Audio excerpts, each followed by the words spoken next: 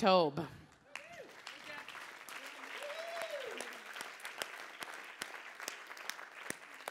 So where is he?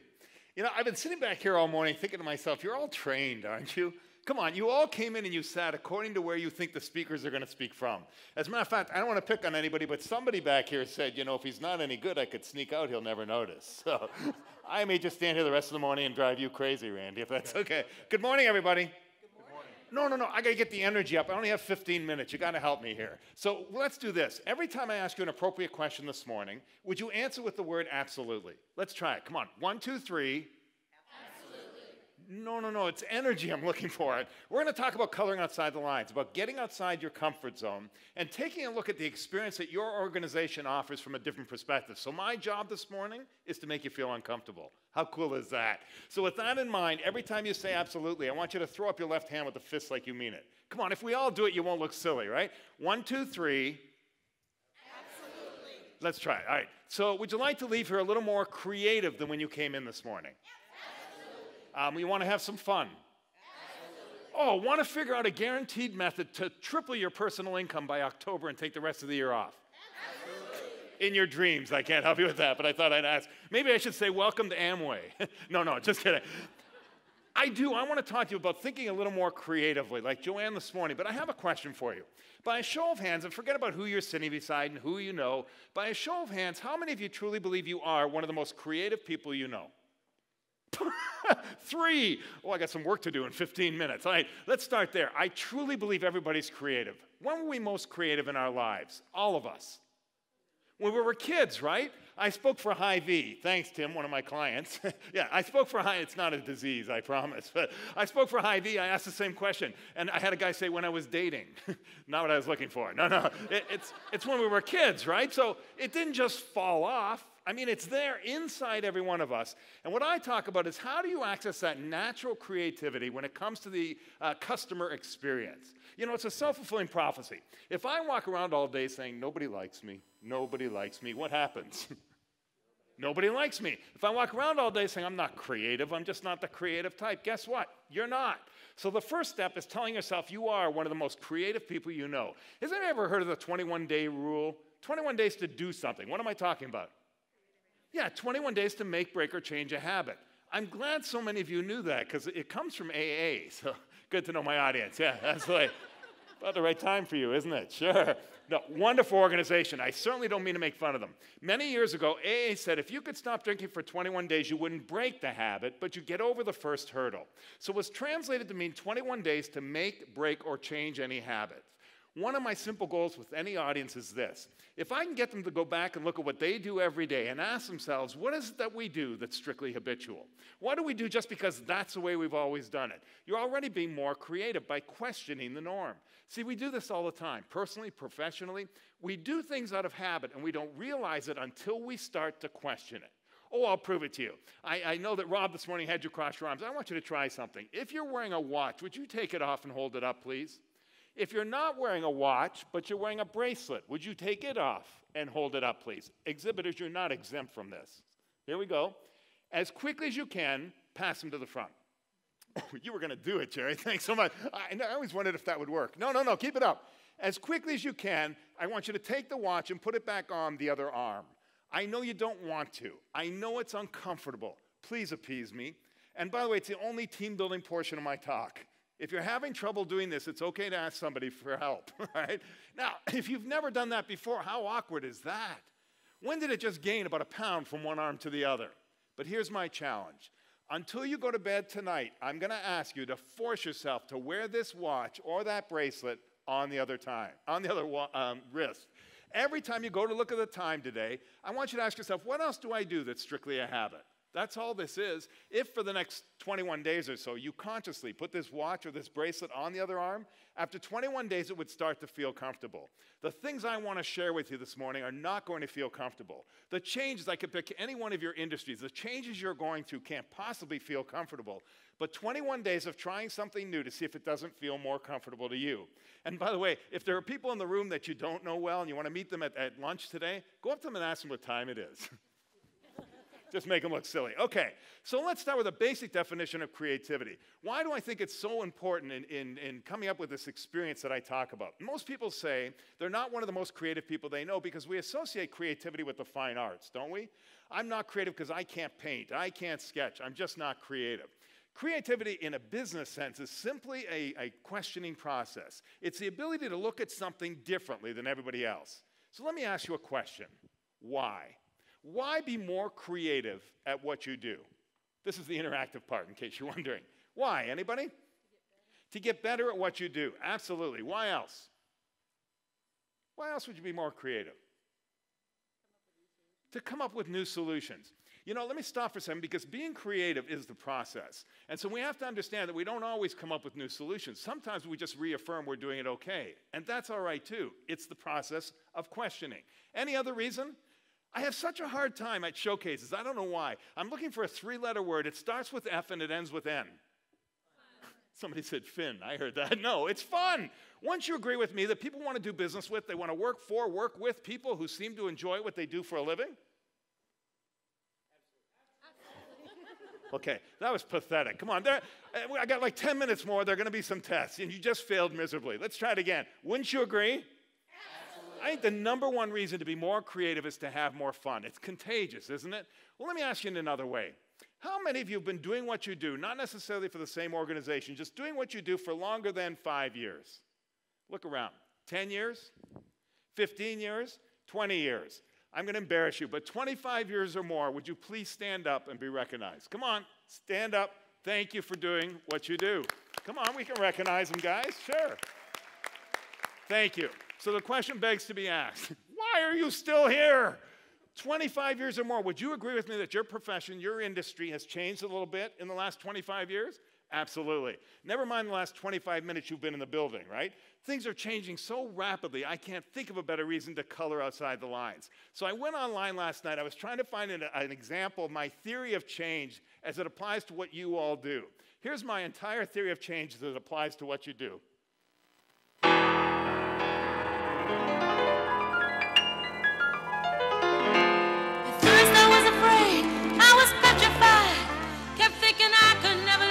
Without you by my side. What's the song? But then I spent so many I nights will survive. thinking Can you turn that how down you just did a me little? wrong. And I grew Down. strong. There we go. Up a little more than that. We're going to clap with me. We missed it. Come on, get the blood moving. Can I have it up a little? Up a little. Thank you. And how far outside the lines are you willing to go? You know the words. Come on, let's sing it. Ready? Here we go. Oh, no, not I. I will survive. Oops. And you, Jennifer, were just getting into it, weren't you? I saw that. That's my entire theory of change. Tomorrow, go back to your offices, look up at the ceiling. If you don't see one of those 70s glass disco balls hanging above your head, you'll probably survive all the change. Give yourselves a hand. You're good sports anyway. So when we talk about creativity, and when I talk to an audience, I talk a lot about perspective. It's about seeing the world through their eyes. And when we talk about perspective, I have to understand that from every challenge comes the opportunity. And all that means is we have to see the world through everybody else's eyes, not ours. It's about putting ourselves, and I do use the word customer. I use it to make in every industry, in every profession, to make people feel uncomfortable.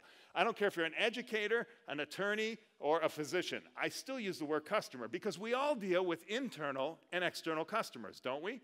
And some of us more than others. So when we talk about the customer experience, I talk about perspective. I went online one more time, and this was just a fun one, but I think this is about perspective. All the boys are calling crazy girl.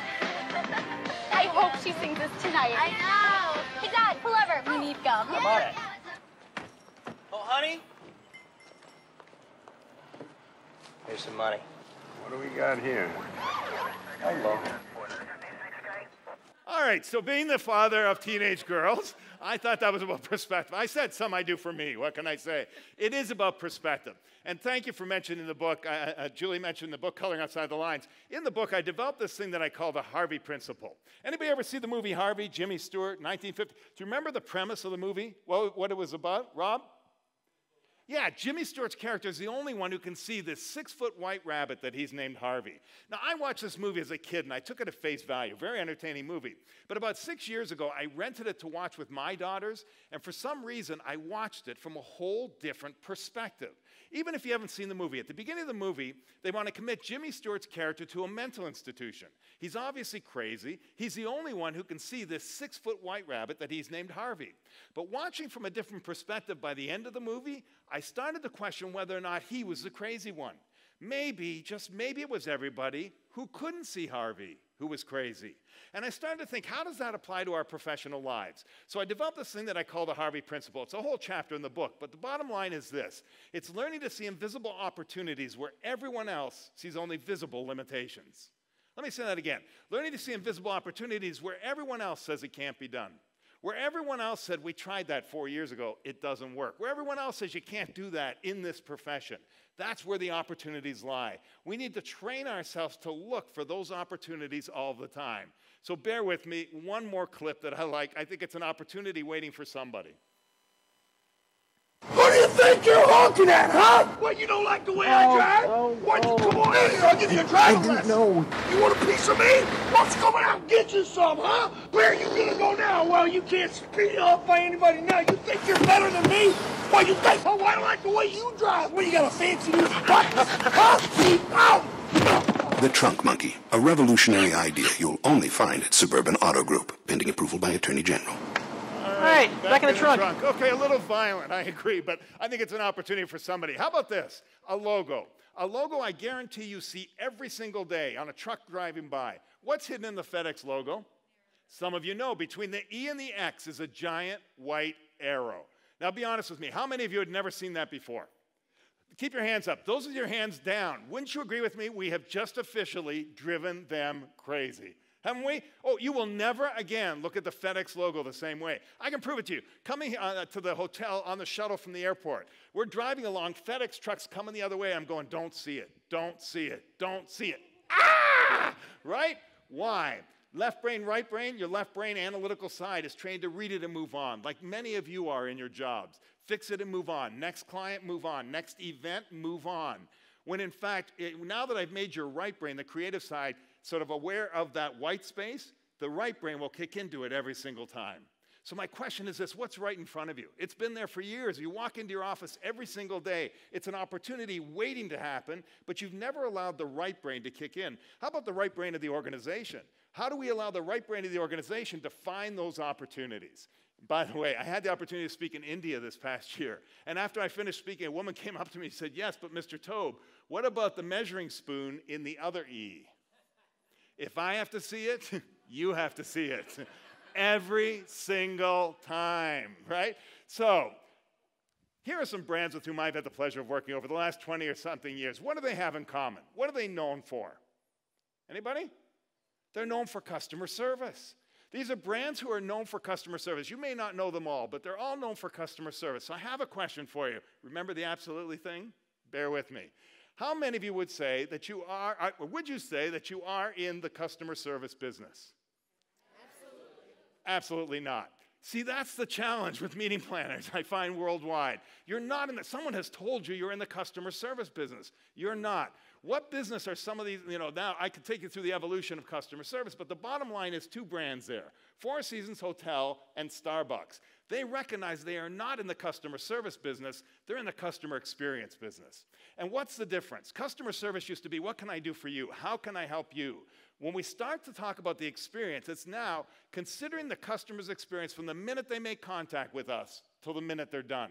And that involves so many more people than just me.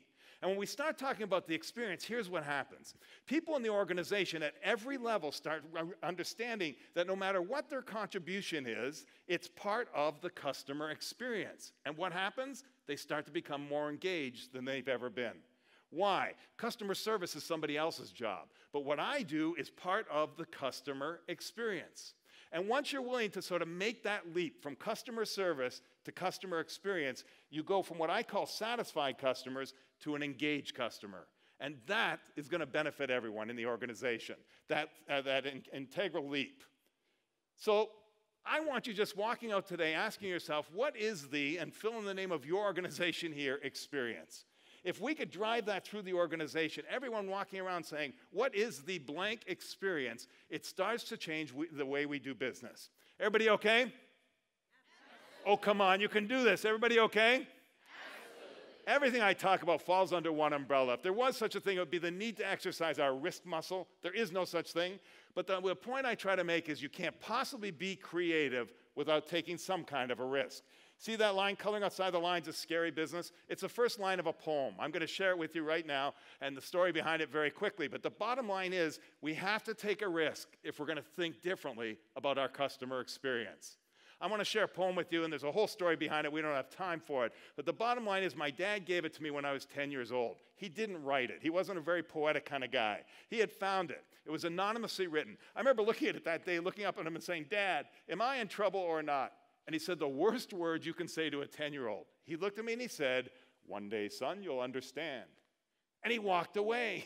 This is torture for a 10-year-old. When will I understand? Monday? Tuesday? Right? 9 years later, I was cleaning my dresser drawer to go back to college. I found a copy of the poem. It's been with me ever since. I share it with all my audiences worldwide. And at the risk of being overly dramatic, when I think of the meeting planning industry, the profession, I truly believe it's going to take coloring outside the lines for survival at what you do. There's no way you can do what you've been doing, never mind 25 years. How about just the last couple of years and survive? We have to look at things from a different perspective and understand it's about the customer experience, not about customer service. Everybody okay? Absolutely. Let me share my dad's poem. It's called Coloring.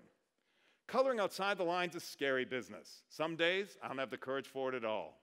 On my big, bold days, though, I like to let my red crayon just stretch across the lines, out there with my purple in perfect freedom, no lines.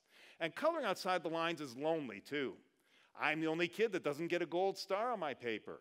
The teacher frowns. The kids, they call me weird or dumb or stupid. Why don't they see I'm not behind them? I'm actually out in front, running free outside the lines. And it'd be nice to have a friend who colored outside the lines sometimes, too. Would you? Will you? Absolutely. No, come on. And I know lunch is coming, but I'm the only thing standing between you and Kelly, and you want to hear her. Come on. Energy. Will you? Absolutely. It's been my privilege. Thank you. Thank you so much, guys. Thanks.